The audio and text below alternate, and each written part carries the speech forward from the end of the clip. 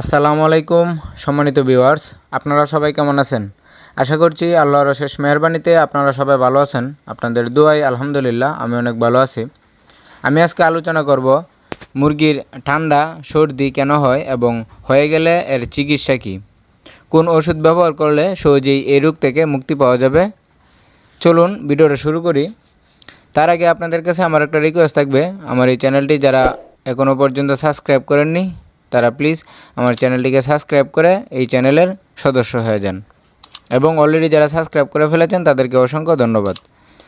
আমরা যারা খামারি আছি আমরা জানি আমাদের খামারের কমন একটা সমস্যা হলো মুরগির ঠান্ডা সর্দি।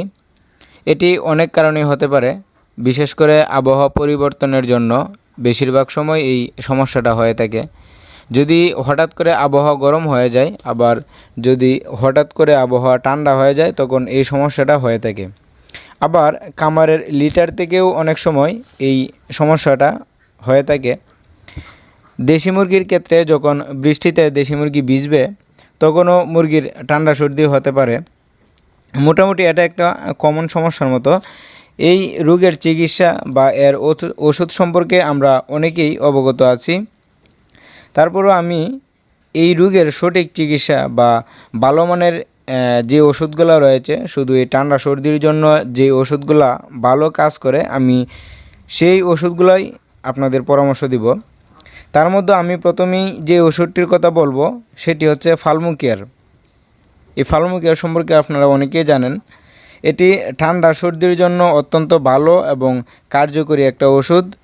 এই ওষুধটি মূলত এসেনশিয়াল অয়েল এবং ভিটামিন এ সমৃদ্ধ একটি ওষুধ।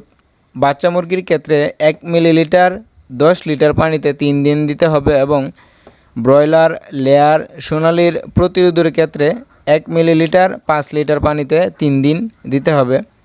চিকিৎসার ক্ষেত্রে 1 মিলিলিটার 4 লিটার পানিতে 3 দিন দৈনিক 8 থেকে 12 ঘন্টা দিতে হবে, এবং স্প্রের ক্ষেত্রে 5 থেকে 8 মিলিলিটার 1 লিটার পানিতে 3 দিন দিতে হবে। 1000 মুরগির জন্য দিনে একবার দিতে হবে।